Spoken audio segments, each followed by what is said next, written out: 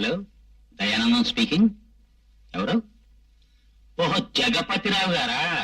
చెప్పండి. ఏమన్నారు?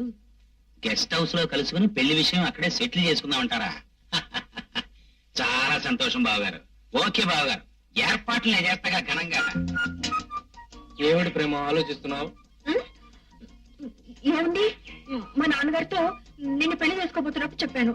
అంతే, ఆయన కోపం వచ్చి ఆ విధాని, ఆ సుంఠని, ఆ సన్యాసిని, ఆ జోకర్ని చేసుకుంటే నీకు ఇంట్లో స్థానం లేదు పో అన్నాడు. అలా అన్నాడా? ముసలి నక్క. అయితే నువ్వు నా దగ్గరకు వచ్చి వచ్చేస్తాననుకో, కానీ మనం బ్రతికేదలా? మీ నాన్న మన ఖర్చుకి రోజుకు ఒక ముష్టి రూపాయి ఇస్తాడు. 1 లీటర్ పెట్రోల్ పోసి ఒక డొక్కు హెరాల్డ్ ఇచ్చి ఊరంతా తిరగమంటాడు. మనం గోతులో కూర్చున్నట్టు దానిలో కూర్చుని ముష్టి దంపతుల్లాగా మనం ఊరంతా తిరిగామనుకో, మన ఫ్రెండ్స్ ఎవరైనా చూసారనుకో, నీకు అసలు విషయం తెలీదా? ఏంటి? మా దగ్గర గోల్డ్ అంత డబ్బు ఉంది.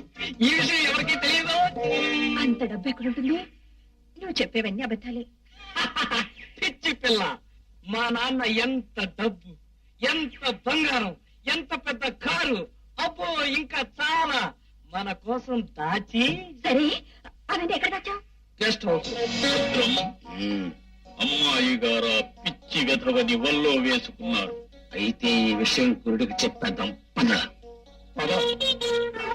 ప్రేమ ఇదే, ఇదే మన ప్రేమ సామ్రాజ్యం. మా డాడీ చస్తే నాదవుతుంది, నేను చస్తే మన పిల్లలవుతుంది, వాళ్ళు చస్తే. ఇప్పుడు కూడా చాలు కూడా ప్రసాద్. మొత్తానికి గెస్ట్ హౌస్ మాత్రం చాలా బాగుంది. అమ్మో, ఇదేమిటి? పానకులో పొడకలాగా పర్వాలలో ఏగలాగా మీ నాన్న ఇక్కడికి వచ్చాడు. ఈ టైంలో ఆయన ఇక్కడ రావడానికి నేను ఒప్పుకోను. ఏమిటో కుప్పిగెంతులు? మా నాన్న మీ నాన్నతో మన పెళ్లి విషయం మాట్లాడడానికి వస్తున్నాడు. మన ఇద్దరిని ఇక్కడ ఇలా చూడడం బాగుండదు. మనం లోపల పోదాం. చేయబడు. రమ్మంటే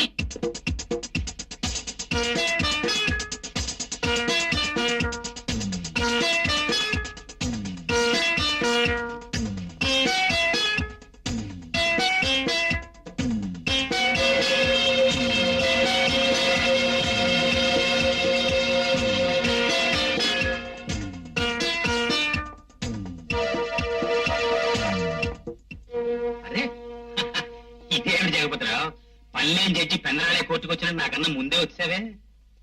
ఆడపిల్ల కలవాణి కదా, పెళ్లి మాటలకు ముందే వస్తే మంచిదని వచ్చి కూర్చున్నాను. నువ్వు నేను బియ్యంకురం ఎప్పుడవుతావా అని ఎంతకాలంగానో ఎదురు చూశానయ్యా. ఇన్నేళ్లు ఎజ్జోర్నైన కేసు ఇప్పటికి సెటిల్ అయింది. దయానందం, నిన్ను చాలా రోజులుగా ఒక విషయం అడగాలనుకుంటున్నానయ్యా. ఏమిటయ్యా అది? ఆ రోజు వేణుగాడి తల్లి నువ్వు ముట్టుకోకుండానే పొడుచుకు చచ్చిపోయిందన్నావే, అది అబద్ధం అయ్యా అని నమ్మను. నువ్వు దాన్ని చప్పరం చేసి చంపేసి ఉంటావు, అవునా? అవేం మాటలయ్యా, తల్లి తోడు దాన్ని నేనేం చేయకుండా అదే పొడుచు చచ్చిపోయింది. నేను నమ్మనయ్యా, నాకు ఎప్పటి నుంచో అనుమానంగా ఉంది. కాకపోతే ఆ ఫోటోలు నీ దగ్గర ఉన్నాయని నేనే నోరెత్తలేదు. ఇదిగో, నువ్వు ఖచ్చితంగా దాన్ని అనిపించావు. ఆ తర్వాత ఒక ఫోటో. బాలేవాడు అయ్యా, ప్రమాణ పూర్తిగా దాన్ని నేనేం చేయలేదు. Cheers. చూసావా ఎంత డబ్బో, ఎన్ని నగలు, అన్ని నీకోసమే. నువ్వు నిజంగా డబ్బునవాడు ప్రసాద్. నేను నీ భార్యని కావటం నిజంగా నా అదృష్టం. అవును, ఈ కాగితాలేంటి? మా నాన్నకు మతి లేక అప్పుడప్పుడు ఇలాంటి చెత్త రాస్తుంటాడు. అవన్నీ నాకు చూపించాలి. నువ్వు చూపించకపోతే నేను ఒప్పుకోను. దయానందం, నిజం చెప్పయ్యా, నేను కూడా విని ఆనందిస్తానయ్యా. ఇదిగో, ఇప్పుడు నువ్వు నిజం చెప్పినా నేను ఎవరేం చేయలేరయ్యా. ఇదిగో చెప్పయ్యా. ఏమిటో జగపతి, మరీ మొహమాట పెట్టేస్తున్నావు. మరి నువ్వు నేను కాబోయే వియ్యంకులం, నీకు నాకు మధ్య రహస్యాలంటాం బాగుండదు. మరి అవును కదా. అర్జెంట్ ఫోన్ ఒకటి మర్చిపోయాను, చేసి వచ్చి చెప్తాను. అలాగే బస్సు రూట్ లో పడింది.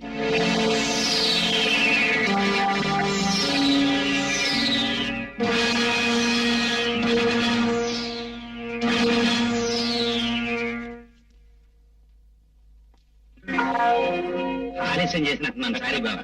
ఏడు మాట్లాడుకుంటాం మనం? అదేనయ్యా, ఆ వేణుగారి తల్లి నువ్వేమీ చేయలేదని హరికథ మొదలెట్టావే. అసలు ఏం జరిగిందంటే, ఆ రోజు నేను రమ్మని ఫోన్ చేశానా, ఆ తర్వాత పార్వతిని ఇక్కడికి రప్పించాను.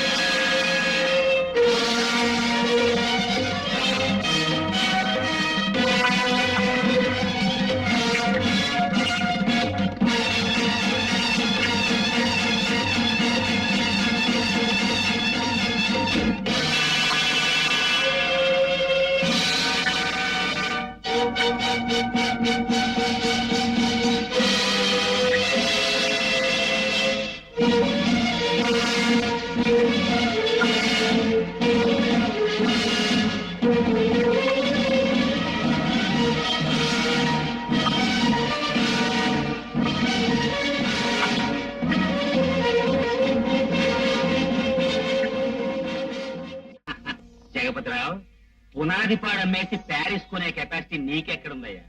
నాకుంది. అనకాపల్లి అమ్మేసి అమెరికా కొనే కెపాసిటీ. నీ ఎత్తు నాకు తెలుసు. టేప్ రికార్డు కూడా చూశాను. అందుకే నేను బయటికి వెళ్ళి వచ్చిన తర్వాత